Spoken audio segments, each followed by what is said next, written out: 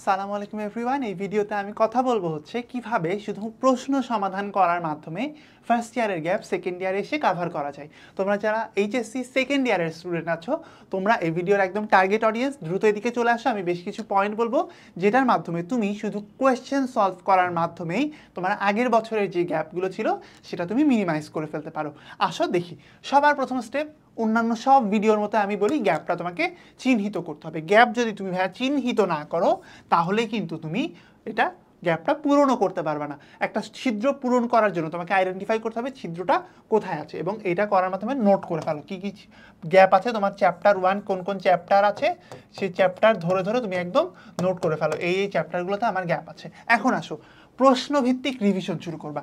ওই চ্যাপ্টারের তুমি তোমার বইয়ে যাবা বা গাইড বইয়ে যাবা, উল্টায় দেখবা যে ওইটার কি কি প্রশ্ন এসেছে, সেই প্রশ্নগুলো তুমি সবার আগে দেখো, সেই প্রশ্নগুলো তুমি সলভ করার চেষ্টা করবা।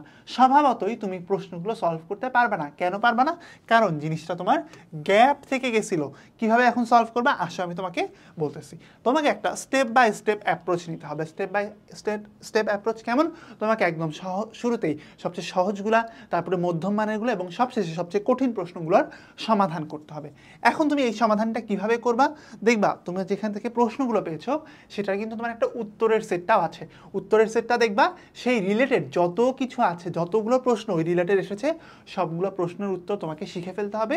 এইটার মাধ্যমে তোমার বেসিকটা হয়তো অনেক বেশি স্ট্রং হবে না একাডেমিকের জন্য, কিন্তু তুমি একাডেমিকটা কিন্তু পার করে ফেলতে পারবা এই কোয়েশ্চেন সলভ করার মাধ্যমে। অ্যাডমিশনে যে তোমাকে একটু সাফার করতে হতে পারে সেটাও আমরা দূর করতে পারি। কীভাবে আমি তোমাকে বলি, দেখো আমাদের যে এইচএসসি 26 বিজনেস স্টাডিজের রিভাইভ, আমরা একাডেমিক টু অ্যাডমিশন যে কোর্স করছি, একই কোর্সে সব কিছু তুমি একাডেমিক থেকে শুরু করে অ্যাডমিশন পর্যন্ত, ইভেন তোমার যদি গ্যাপও থাকে, দেখো রিভাইভ আমরা তোমাদের জন্য ডেডিকেটেড কোর্স।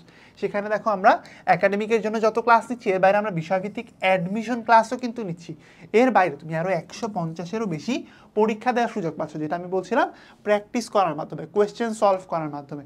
দেখো আমাদের পুরো ডিজাইনটা কিন্তু তোমার কোয়েশ্চেন সলভিংয়ের মাধ্যমে এই জিনিসটা সাপোর্ট করতেছে। পরেরটা দেখো ফলাফল বিশ্লেষণ। এই যে তুমি যে এই প্রশ্নগুলো সলভ করলা, শুরুতে সহজ, তারপরে মধ্যম, তারপরে কঠিন, এটা তুমি একটু ফলাফল বিশ্লেষণ করবা।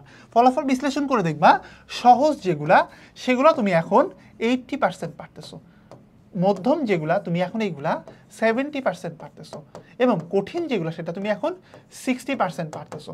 এখন তোমাকে কি করতে হবে, তুমি যে কাজটা করছো, তুমি এটা একবার কঠিনগুলো রিভিশন দিচ্ছিলে, এটা তুমি আবার রিভিশন দিবা রেগুলারিটি মেনটেন করে। এভাবে যাবে, এরকম সহজ শুরুতে, তারপরে মধ্যম, তারপরে কঠিন, এটা রেগুলার করতে থাকো। তখন দেখবা যে তোমার এখন তুমি যেহেতু রিভিশনের মধ্যে যাচ্ছ এবং রেগুলার প্র্যাকটিস, এইটা করার মাধ্যমে তোমার এই নাম্বারটা আস্তে আস্তে এনহ্যান্স করতে শুরু হবে। এটা একটা টাইমে যে দেখবা 95-এ পৌঁছায় গেছে, এইটা তুমি এখন 90-তে পৌঁছায় গেছে। এরকমভাবে কিন্তু তুমি আস্তে আস্তে দেখবা যে তুমি শুধু কোয়েশ্চেন সলভ করছো, কিন্তু তোমার ফার্স্ট ইয়ারে যে গ্যাপগুলো ছিল সেই গ্যাপগুলো দেখছো দূর হয়ে গেছে।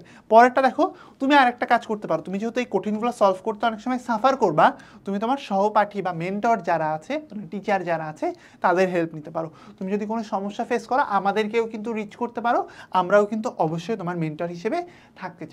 এবং শেষে দুইটা জিনিস আমি তোমাকে বলবো। প্রথম জিনিসটা হচ্ছে লক্ষ্য নির্ধারণ করো।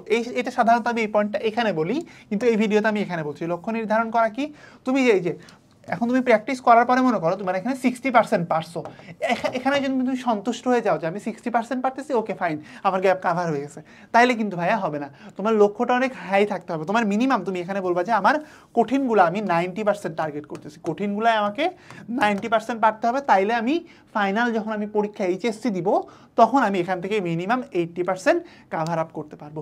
এবং লাস্টেরটা ধৈর্য ও ধাপে ধাপে অগ্রগতি। কেন ধৈর্যের কথা বলতেছি?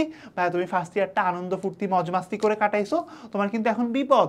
এই বিপদে তোমাকে অবশ্যই ধৈর্য ধারণ করতে হবে, এবং আমি তোমাকে বলছি তুমি চাইলে আমাদের কোর্সে এনরোল করতে পারো। আর আমি তোমাকে এই টিপসগুলো তো অবশ্যই দিচ্ছি যে প্রশ্ন সলভ করো, দেখবা যে তোমার আগের সমস্যাগুলো একে একে সবই সমাধান হয়ে যাচ্ছে। তাই আজই দেরি না করে আমাদের কোর্সে এনরোল করে ফেলো এবং এই টিপসগুলো ফলো করতে চেষ্টা করো। তোমাদের জন্য অনেক শুভকামনা থাকছে। আল্লাহ হাফেজ।